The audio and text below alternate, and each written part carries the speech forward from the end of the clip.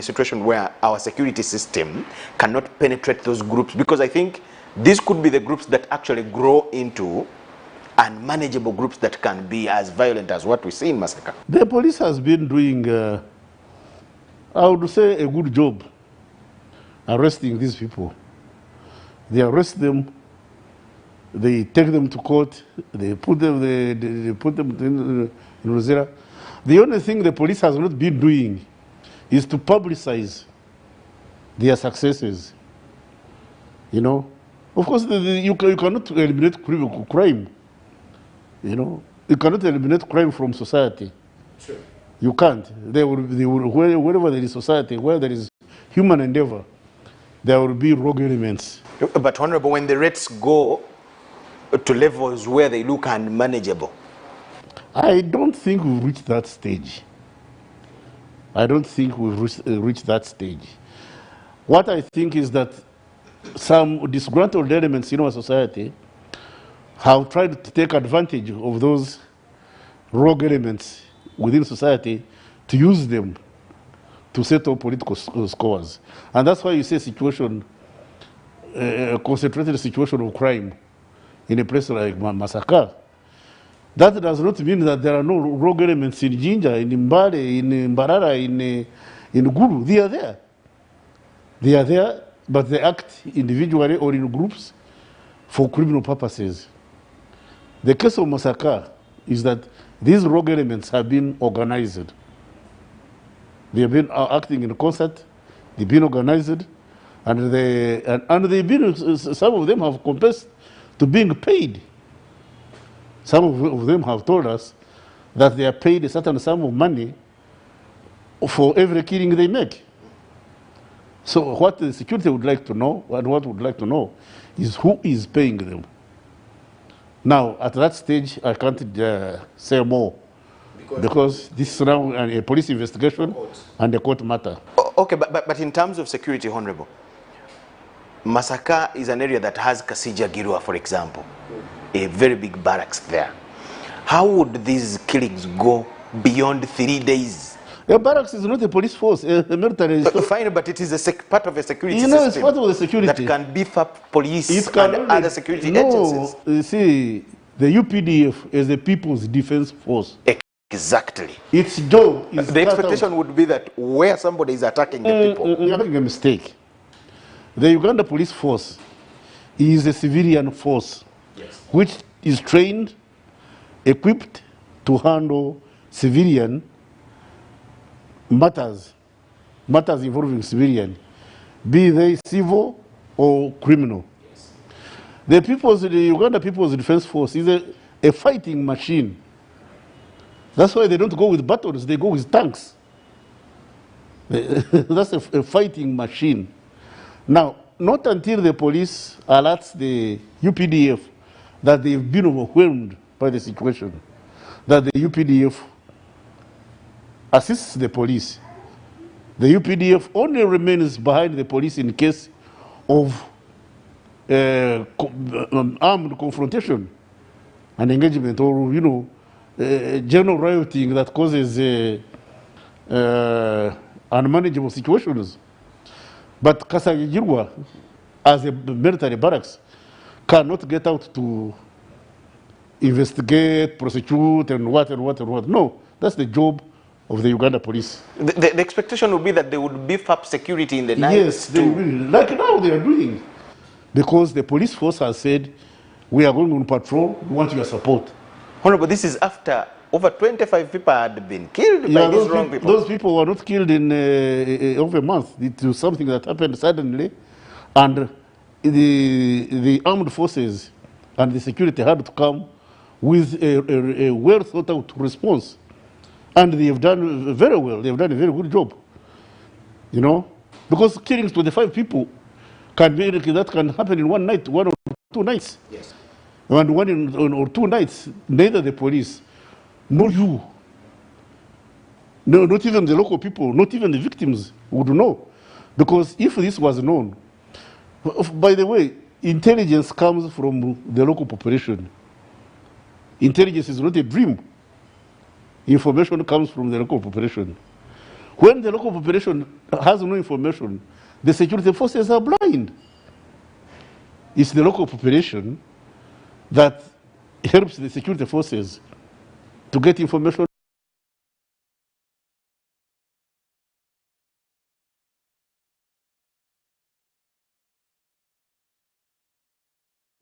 on which they operate. When the security forces act in consonance in consonance with the information given by the local population, then they are very successful. Don't security agencies have units that have to detect and prevent crime? Yes, they have. But if they seem to be absent. But if the ground is dominated by hostile elements, where do the security forces get information from? Security forces get information from the population. So the security forces must get to the population. Where you find members of parliament are hostile to the security forces, the LOC's chairpersons are hostile to the population, to the security forces. The elders are hostile to the security population, security forces. Where do you get information from to help the population? So ideally, that's why you remember the other day, I called the leaders of Masaka, the political leaders of Masaka, yes, and told them this is a situation in your backyard. And insecurity knows no tribe, knows no religion, knows no political party, knows no color. Insecurity is insecurity. Let's join forces and defeat this insecurity. And I'm waiting for their reaction. I'm waiting for the reaction of the opposition forces, the opposition leaders, as to what they are going to do about insecurity in their areas. Because if they are not party to it, how come they are not condemning the killers? I'm waiting for a speech that was made by a member of parliament in those areas condemning the killings. Haven't they condemned it? I've only had a bed Wanaka. Only a bed Wanaka is the only one who has openly condemned the killings. I've not heard of anybody else.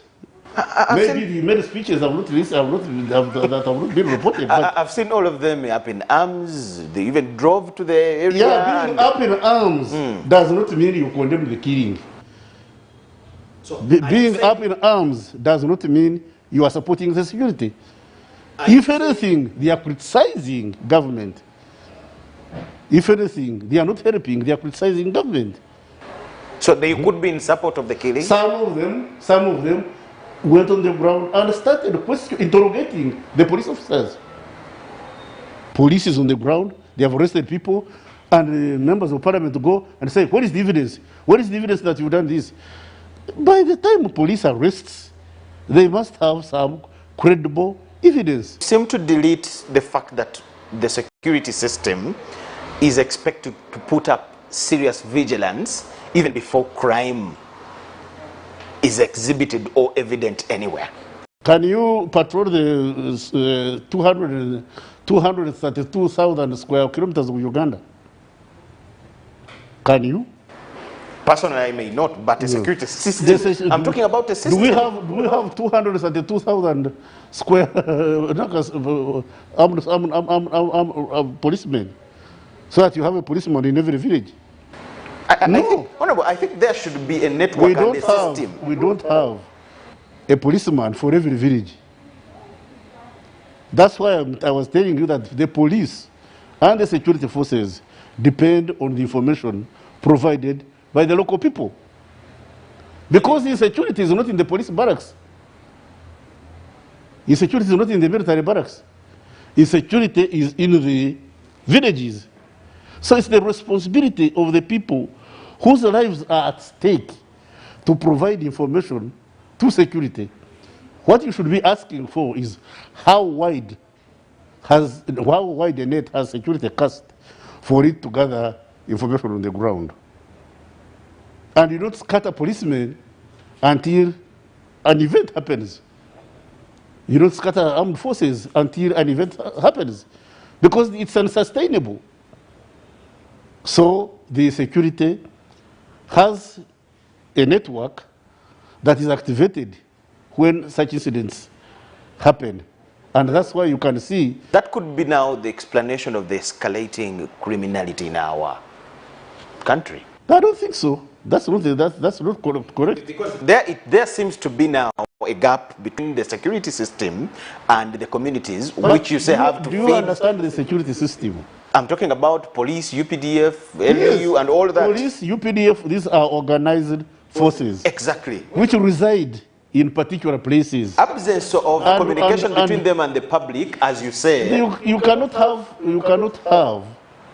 regular communication between the UPDF and the police force on a daily basis, because there are other things that the police does. Yeah? There is traffic, crime detection, murder detection, illegal fishing, for deforestation, environment. That's the police handle. Those are all units assigned to do those specific roles. Yes. Don't you see a gap when it comes to detection of crime? How do you think the rate of crime the killings have been brought down in Masaka? It's because the security has now dominated the ground. They came in after. Yes, they came in after. They couldn't come in before. They couldn't come. Can you go to hospital until you are sick? Unless you are sick. Doctors tell us to do checkups. Hospital unless you are sick? You do checkups. Yes, they do. They tell you do checkups, do this, but until you are sick, you don't go to hospital. You know, until you are sick, they do checkups. Yes, the police, the intelligence, and the people have been doing checkups until a disease comes out. Then they say, by the way, we had detected this swelling here. We had detected this. Now, they don't operate until they have scientific evidence. Security does not act on suspicion. They don't arrest on suspicion. They must have incontrovertible scientific evidence. They must have reasonable grounds to effect arrest. Otherwise, if you don't do that, then you cause a problem. You start arresting innocent people and causing mayhem.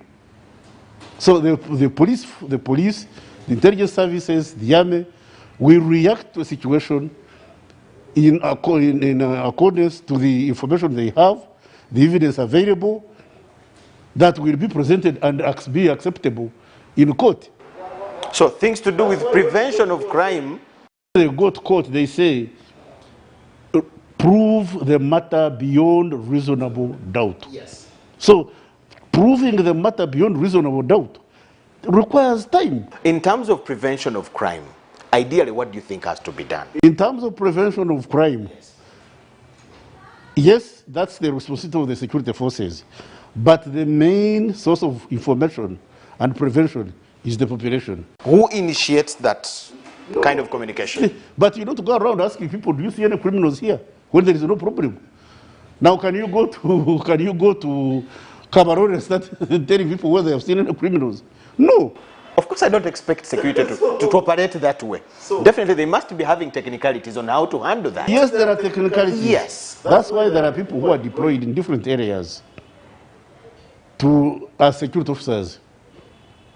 When security officers pick information, they report it, they analyze it, and act on it. Report, receive, analyze, and react. And definitely, that takes a bit of time. It takes a day or two or three. Because you don't pick information and then start moving. The information could be hearsay. The information could be factual. The information could be fabricated. The information could be a rumor. So, is our problem failure of the communities to alert security? It's our problem is not the community not alerting security. It's the community does not know these events are going to happen. Because the criminals don't alert the community that we are coming to cut you tonight, that we are going to be here. It's when they drop leaflets that the community reports the leaflets that the security analyzes the threat and then reacts. Honorable, as we go for a break, what do you read about a situation of a leaflet thrown with a list of names, police and whoever is told, but again the guys come and cut these people on the list? No, they don't cut these people on the list. A list is thrown. Yes. Sometimes they come to attack those people. Sometimes they don't. Like these old people who are killed in Massacre. Did you think they were on the list? Some were on the list. No, there are people who are waylaid when they are coming from bars, when they are traveling at night. Were they on the list? They were waylaying people who Arbet were not observing the curfew rules, and they were killed when they are going their way. There were old people who are living in isolated homes, old people, a woman of 90, an old man of 84, whose doors were broken and they were killed. So these ones were not on the list. The lists are sometimes thrown to hoodwink security. You should also know that, because you can throw leaflets in Rubaga when you intend to attack Makindi, so that the security goes to Rubaga, there is high concentration of security, and Makindi is left bare. So the security has to be cautious that some of these leaflets they throw is to hoodwink the security, so that the other areas are left bare and they over-concentrate in areas where there is no danger. So this has to be properly planned, properly analyzed and properly planned.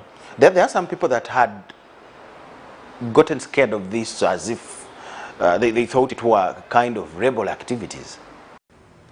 Even if it was rebel activity. Because you see, once a political motive is established, you can't rule out rebel activity. Once political actors get involved, either for political reasons or for criminal reasons, that one has to be determined by court. You can't rule out any possibility. You know? Government is not the one which starts the rebel activity. It's those who want to engage in rebellion. You seem not to want to accept that we have a problem in the security system. No, I don't think so. We may have, lapses on the part of individuals, shortcomings on the part of individuals, but not the security system. Let's take a very short break. On return, we're going to look at a few of them, and we'll get to understand one by one. To you watching, thank you so much. I'm with the Honorable Major General Kahinda Otafire, Minister for Internal Affairs. We are taking time to assess the security situation in our country and what exactly government is doing to see that we are all safe. Thank you so much for watching. Enjoy this short break.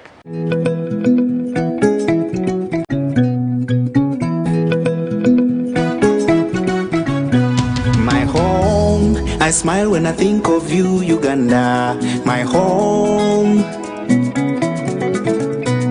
My home, I dance when I look at you, Uganda. My home, oh my Uganda. I know with you I'll always stay forever. I know,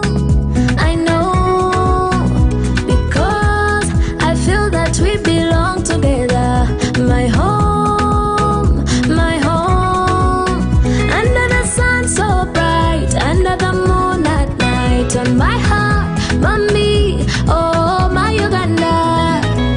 Hey, mama. My Uganda. My Uganda. My Uganda.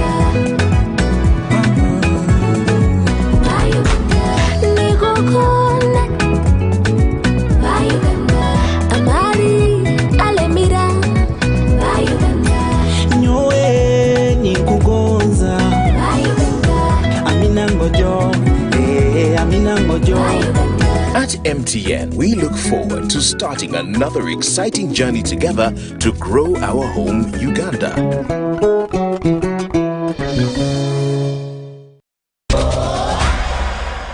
UBC One-on-One, welcome back from the break. Thank you so much for keeping it with us. We are with Major General Kahinda Utafire, Minister for Internal Affairs. We're trying to get to understand the situation to do with security in our country and what exactly is being done to see that we are safe. I'll put it that way. Honorable, welcome back from the break.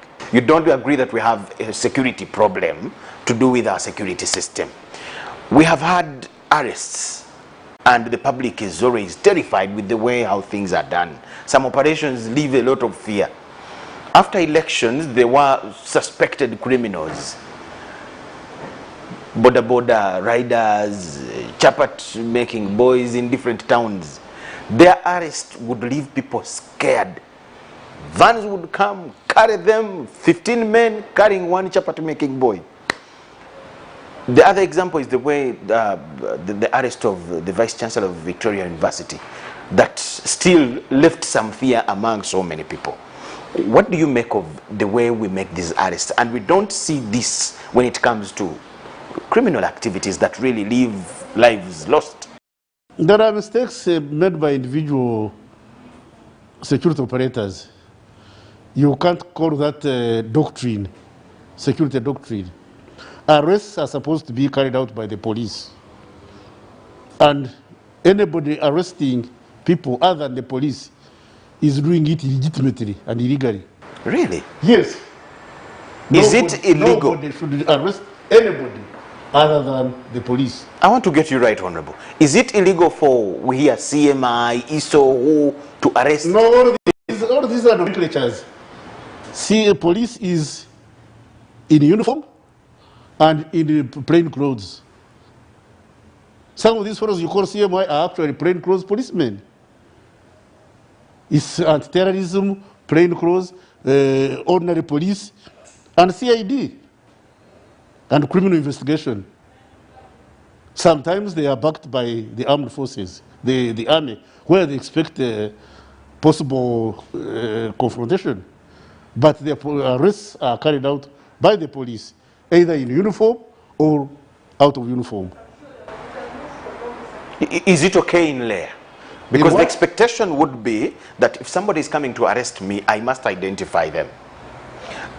But when all they have is a gun. It depends on the nature of criminal you are going to arrest. If this criminal you're going to arrest, you have reason to believe could be armed and possibly violent, then you don't come to arrest him with a rosary. But if you are coming to arrest an ordinary criminal, the CID or the police officer, any police officer will come and say you want to arrest. Oh, Honorable, that brings me to the example I gave you. After elections, you remember the excitement that we normally have. At that time, I was not Minister for Internal Affairs, so I may not be the best person to ask. But you may comment because at least you have the general knowledge. We saw arrests of boys on chapati stalls, border cyclists, and the kind of scenes during the arrests would really leave the whole villages scared and terrified. But can you, what does that? Why don't you complete the narrative? Why don't you complete the narrative and say this chapati maker was arrested because he was suspected to be of this category of criminal? The man may be a chapati maker, but a bomb expert. Does ADF tell you that we are going to send somebody with an explosion vest? You may find this man is a chapati maker, but he's a bomb expert. Somebody the security has belief and information has trained in making bombs. So, how do you handle that kind of person? Yeah? There are dangerous people, innocent looking, with very deadly skills. So that one you don't handle with kid gloves. Yeah. Sometimes, the arresting officers also exceed the expectations. They are human beings. Sometimes they also get scared. When they tell you this man is a suicide bomber, when you have information that that person you're going to arrest is probably a suicide bomber, how do you behave? Have we heard of suicide bombers? Yes, sir. You've heard. Do suicide bombers go confessing they are suicide bombers? No, not at all.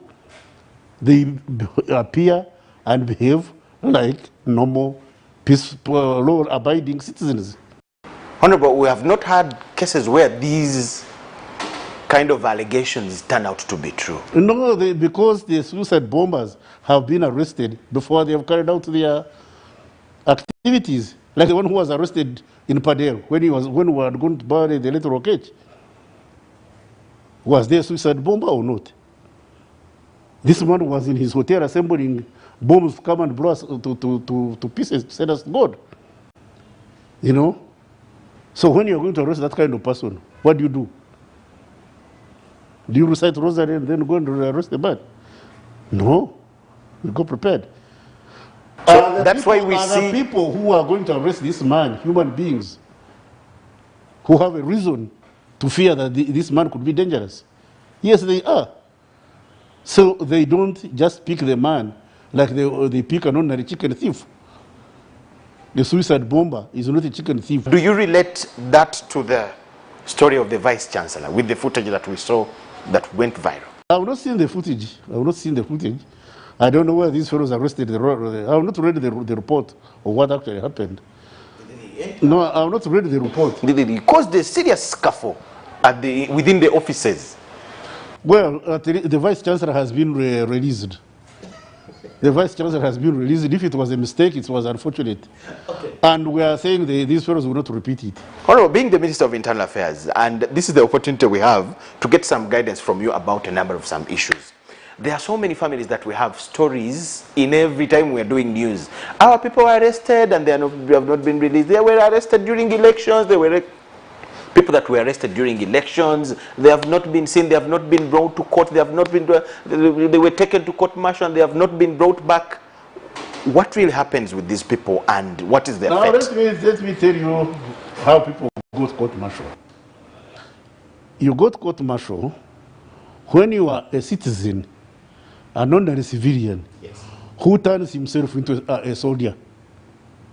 If you are using weapons ordinarily reserved for the army, then you'll be tried as a military personnel. As a military personnel. Yes, but because if we catch you with hand grenades, what are you doing with them? The complaints within wait a minute. Yes. You are a civilian. You are a news reporter. Yes. What are you doing with hand grenades?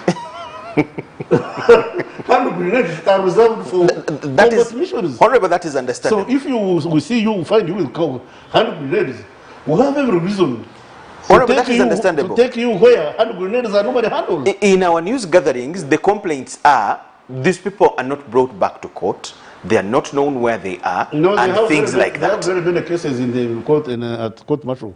If you are taken to court martial and you want to know where your person is, go to court martial. Because court martial will put you on remand someplace. If you say, I don't know where my person was, well, how did that person get to court martial? Go and ask a court martial chairperson where your person was remanded. The court martial does not eat them. When they are presented, court martial does not have them for dinner. They remand them and they are sent someplace. Go to the secretary of the court martial and say, so Otafire was arrested, he was arraigned here, you remanded him, where did he go? What if there is no answer? There is a writ of habeas corpus. Some actually claim they have even gotten court orders to have these people produced. No, that one is a different matter altogether. Bring your court order, show it to me, and say this man has not been produced, and then we'll see what to do about it. Okay. Court orders have to be obeyed. No court order. A court order is either obeyed or appealed. You may bring a court order and I appeal against it. And when I appeal, I wait for the next court. The appeal takes precedent. Because I am saying you brought a court order has been issued, but in my belief as a security officer, this court order is going to take us back to force us to release this dangerous person. The court is not aware how dangerous this person you're asking for is and how long it has taken us for us to look for him. And we have every belief that once we release this individual, we may not get him back. So what do? We appeal the court order. We appeal to the court order. Yeah. When we appeal the court order, we wait for the next level court to determine whether we should release this individual or whether we should do, whether the court will uphold the order we have appealed, or we can go on and the order is set aside. There are people who are worried about their faith. Recently, there is a school for children, Muslim children, that was raided by security and people were arrested in the areas of Bombo. If you have a school for children, why should security arrest it? There must be a reason why security interferes. You have a school for children where you are teaching children how to make bombs. You have a school for children where you are taking these children abroad. You are engaging in human trafficking. You have a school for children where people's children are put in danger under the guise of teaching them free education. There must be a criminal element why places like that are raided. Why would there be such justifications and the public goes ahead to complain? Is it lack of clear explanations as to why? I think, yes, I agree with you that the security forces, and of course that's their nature, do not explain themselves. Isn't that wrong then? There is nothing in their standing order says they must explain what they are doing. It's the duty. Am I not supposed to know why? Wait a minute. It's the duty of those of us supervising them to explain why certain things are done. And if we don't explain, you don't blame the security forces.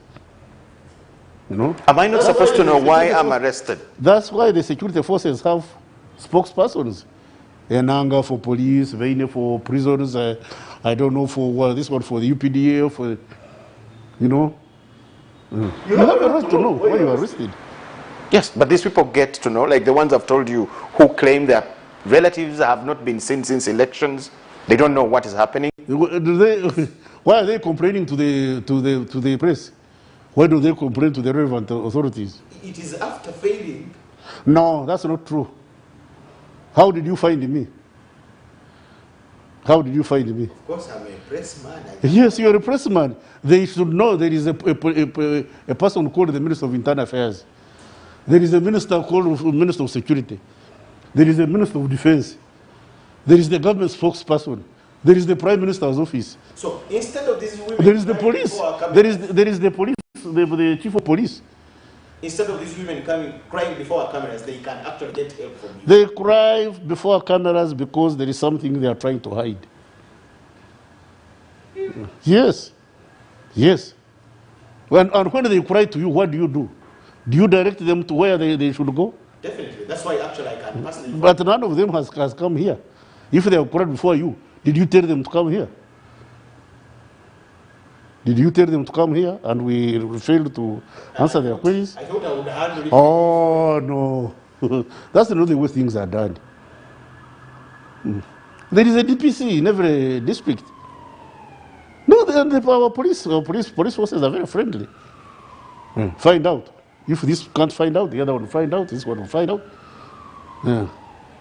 Okay. As we go to wind up, Honorable, what kind of strategies is government going to take to bring the situation back to normal? Because there is fear around Kampala itself. There are groups of boys, like I was telling you, there are groups of boys that terrorize people in Kampala, steal, break into houses, do a lot of things. In addition to what is in Masakani everywhere. Now, for Kampala, thank you for bringing it to my attention. Other people have reported it. We have put in place, we've already put in place a scheme for getting the population to cooperate with the security forces, and we shall soon arrest those people. Okay. So what other moves is government taking to see that? No, we are doing everything possible within our means. Within our means. Remember, our resources are limited. Within our means, we are doing everything possible to ensure that the people and their property are protected. What would be your last message to the Uganda? My last message to the population of Uganda, the people of Uganda, is please, at every level, wherever you are, work with the security forces to help you, to help them protect you. Work with the security forces to help them to protect you. Don't hide criminal elements. Don't give them succor. Yeah. And if there are any issues to be resolved, let's sit down and discuss them. Is there such a platform? What? Do you, as the security system, give such a platform? Security forces are not supposed to discuss problems. Problems are resolved by leaders. And that's why we elect leaders periodically. If you have an issue, raise it to your elected leader. Then the elected leader bring it to the correct forum. And then we shall debate it in the correct forum, discuss it openly and privately, and then we'll find a solution. Thank you so much, Honor. Yes. To you watching, that is all we had for you this evening. My name is Michael Jordan Lukomwa. General Otafire, Kahinda Otafire, the Minister for Internal Affairs, was our guest this evening, and we're trying to take an assessment of the security situation and what exactly has to be done or is being done to ensure that we are safe all over. He says they're doing whatever it takes to see Kampala safe and all the parts of this country, and they are galvanizing whatever resources are in place to ensure that we are safe. I will emphasize it that way. Thank you so much for watching. Enjoy the evening.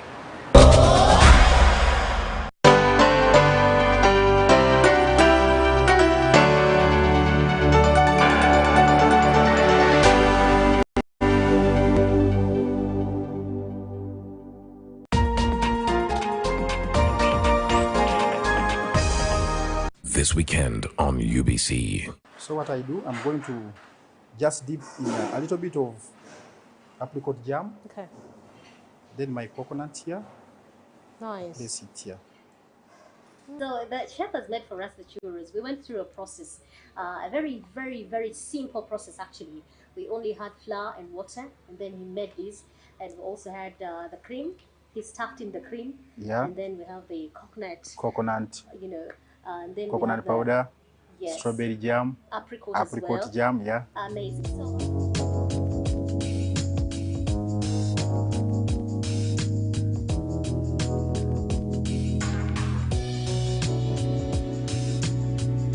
I invited him to join us here to tell us what he thinks about this. Can you test and tell me what you think about it? How it Okay. tastes? Yeah. I'll take the top one. Okay, so that one has apricot and then coconut on top. It's not Apricot stuffed. jam and coconut. Right. Yeah, yeah.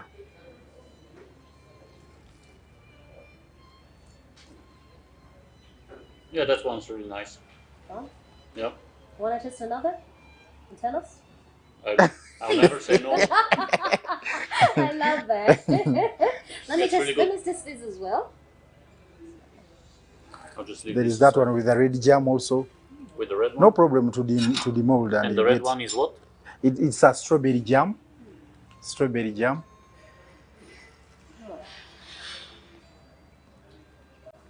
You know, with churros, you can do it with any different types of filling inside there because it's open bite. Whatever you put inside there, that's how you call it, even the taste of it. So because you can experiment. yeah. Because for it, it's just free. It's just there for you.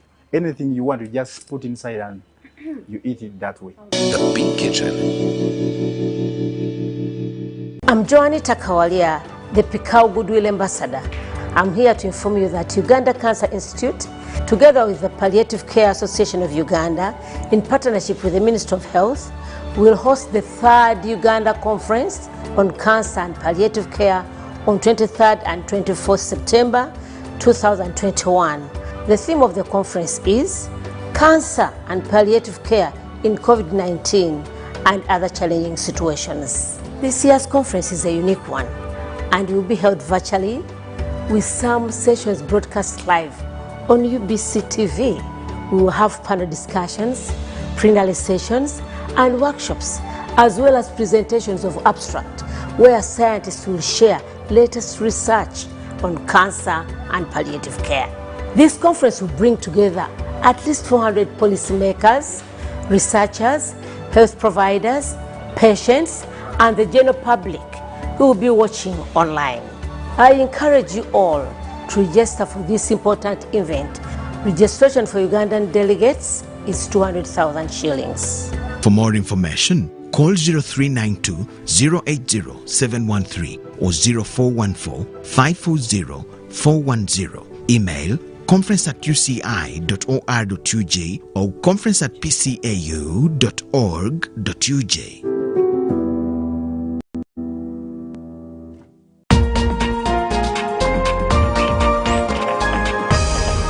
This weekend on UBC. It's a very special day to feel alive. It's a very special day to be here because today it's a very special edition. I'm telling you, in my hands, I hold a book called The Untold Story of John Katumba. You guys know him. If you don't know him and you've been living under a rock, this man is the youngest ever to contest for the post of the president. I'm excited to be before you and happy. The information